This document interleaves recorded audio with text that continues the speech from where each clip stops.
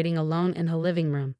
They were arguing, but I didn't pay much attention until John came over and accused me, saying, "You're always going against me and acting all high and mighty." He grabbed the wine bottle and drank it all, shouting, "If you won't listen to me, then leave. I'm the head of this household, don't underestimate me." Then he left with Molly. Despite the late hour, I decided to call my brother and tell him about Molly. He answered right away, sounding angry. I asked if he was mad and interrupted him during an argument with his wife. He'd apologized, but it seemed their relationship was in trouble. Worried, I offered to come over, but he wanted to be alone. I told him about Molly moving in and the issues with John and her. He was concerned about how I was being treated, but I brushed it off, saying I wouldn't be anyone's servant. We then talked about his problems with his wife, and I was shocked to learn she was having an affair with men from a dating site. He found out because she accidentally sent him a message meant for her lover. John had suspected her infidelity for a while, and once he got proof, he took her phone and sent her back to her parents' house.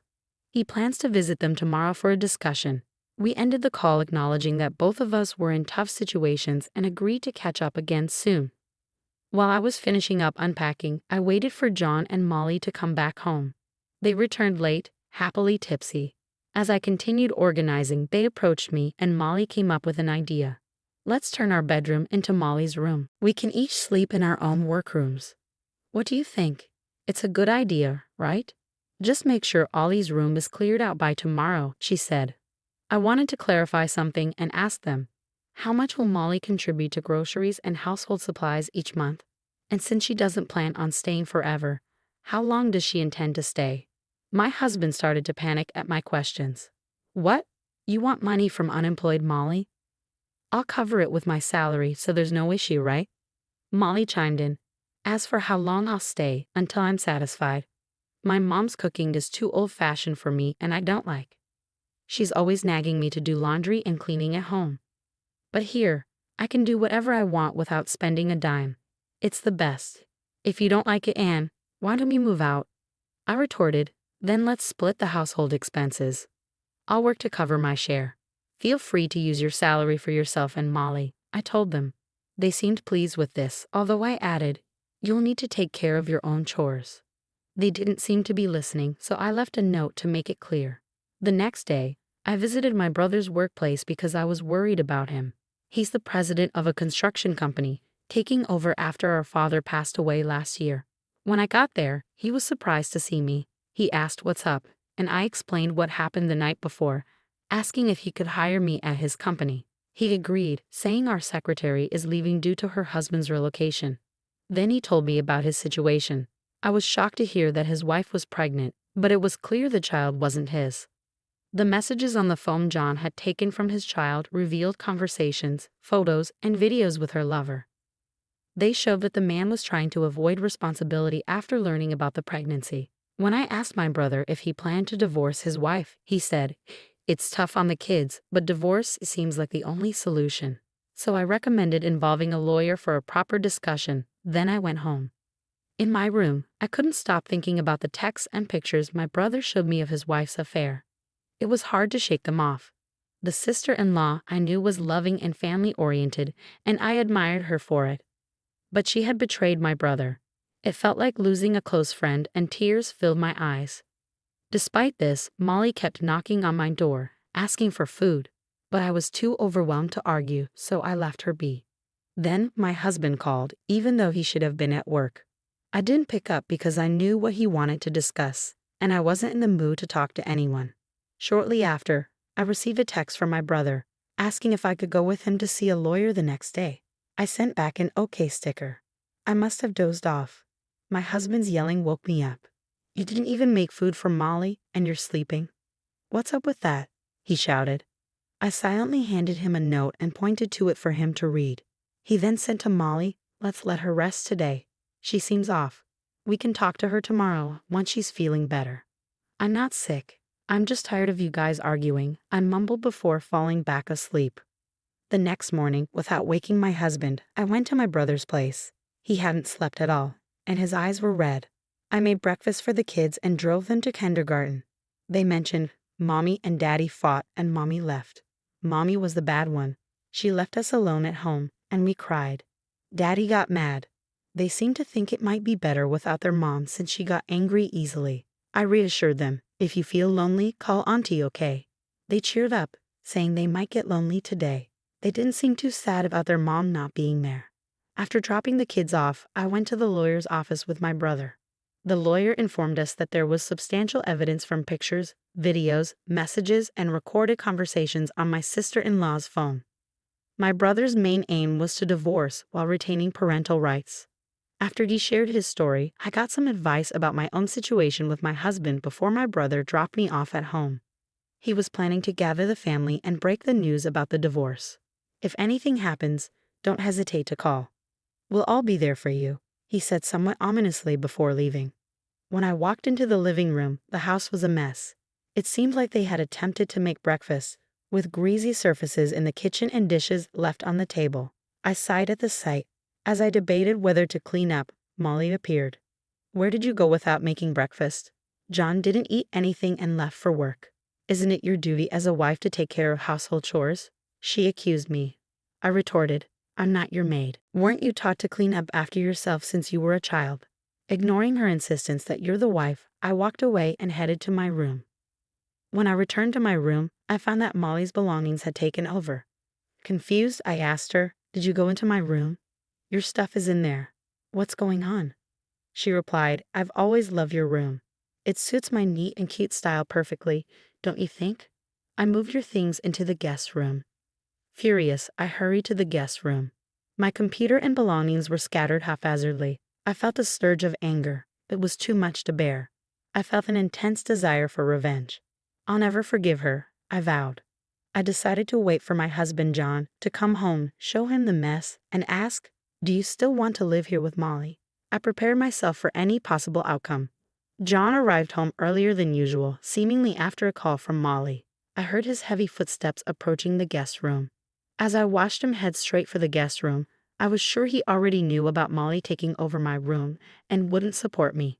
When he opened the door and entered looking furious, Molly was right beside him, wearing a smug smile. You went against Molly. You're the one at fault here, neglecting to make breakfast. Aren't you my wife? Shouldn't you take care of me? Molly is your sister-in-law. You should look after her and tolerate her. I thought bitterly, so this was how it was going to be. In that moment, any love I had for my husband vanished. He didn't defend me, didn't acknowledge Molly's wrongdoing, or suggest she leave or help with chores, or giving my room back.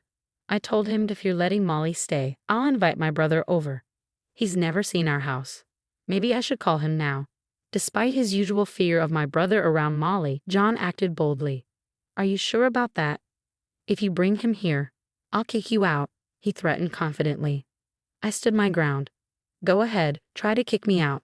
I'll call my mother, brother, and his wife, and let them see the house, I declared. Expecting me to beg or cry at his threat, John snapped back, don't you dare call your family. If you're not happy, then leave. Molly joined in, asserting, this is our home with John. You have no right to bring anyone here. Even if they come, we'll just show them the door. Ignoring their warnings, I grabbed my phone and stated, I'm calling my brother. Turning to John and Molly, I suggested, maybe it's best if we all live separately.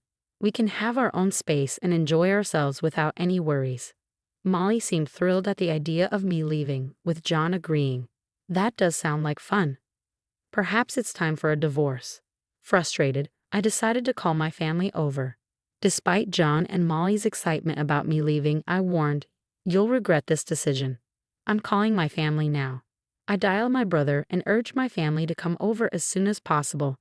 My brother's response was swift and reassuring. We've been expecting your call. We're already on our way.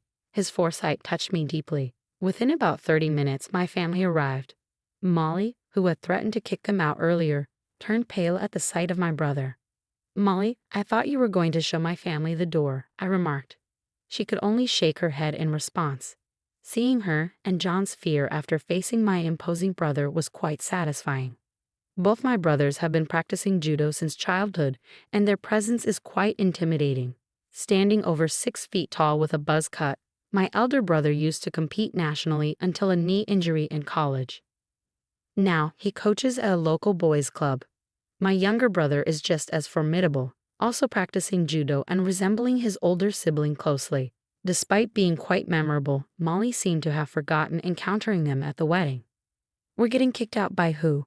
Aren't you the ones leaving? My elder brother laughed, prompting Molly to gather her courage and demand, my brother is divorcing his useless wife now. Please leave. In response, my younger brother retorted, you're the ones leaving, right? This is Anne's house, built with her share of our father's inheritance and in her name. Meanwhile, my mother busied herself in the kitchen, tidying up and commenting, what a mess. She then called out, let's not waste time. Get to the point. So my brothers complied, turning to me and instructing, another person is coming. Let them in when they arrive, before gesturing for John and Molly to sit down. We have 2 matters to discuss today. First, we need you to leave, my elder brother told them.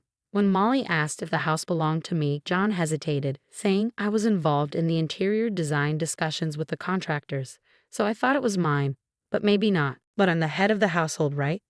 John protested, seemingly under the impression that he owned the house by virtue of being the head of the household, without considering its source of funding.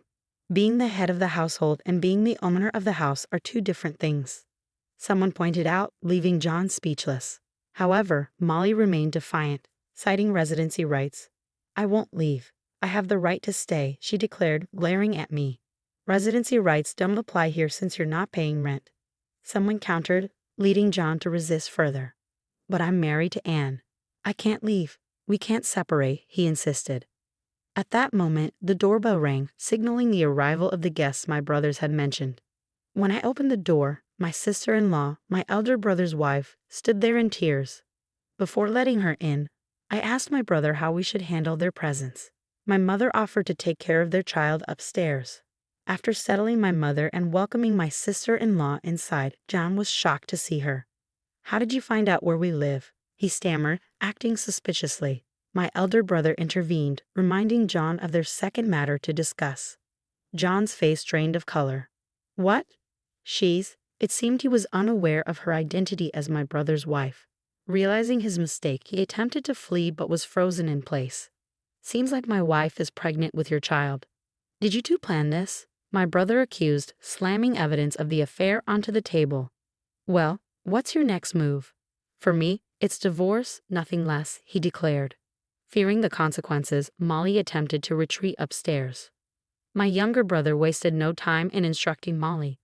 We've got a truck loaded with boxes. Start packing your things right now. He then left to fetch the boxes himself. Molly, taken aback, asked, am I leaving today? Upon receiving a stern glare from my brother, she seemed to relent. Meanwhile, my elder brother turned to his wife, commanding, my wife and John can sort this out first.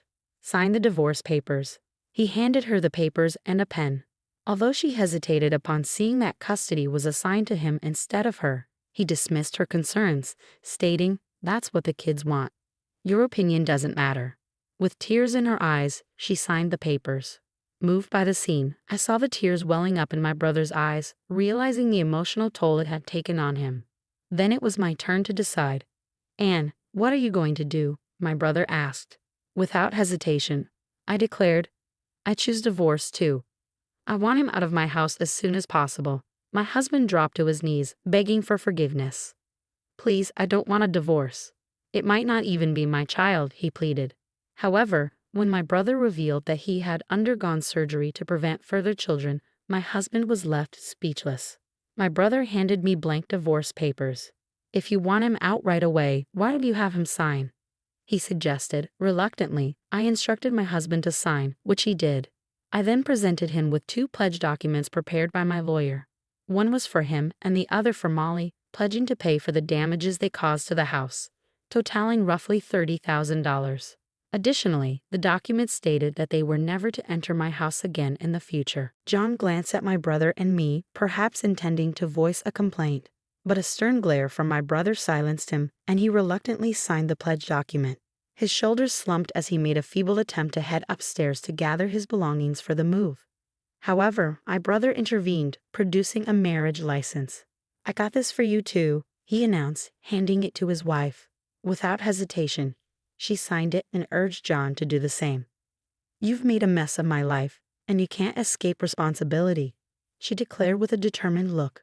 John, overwhelmed and tearful, complied, muttering, "Just do whatever you want." Finally, my brother demanded, "You have nothing to say unless I ask, right? Don't you owe me an apology?" John, almost prostrating himself, apologized profusely to my brother. With that settled, we hurriedly packed John's and Molly's belongings into boxes and loaded them onto the awaiting truck, destined for their parents' house. And just like that, my brief married life came to an end. As I contemplated living alone in the now empty house, my mother offered to sell her own house and move in with my younger brother, while my elder brother planned to do the same with his 3 children. It seemed that we were all embarking on a new chapter, albeit in different configurations. My mother and brother have decided to purchase the house from me using the proceeds from selling their own homes. They keep suggesting, why not build a new house when we get married again? But I insist, I'm content with an apartment. We fulfilled the kids' dream of owning a dog, bringing laughter and joy into our lives despite the lingering memories of this house.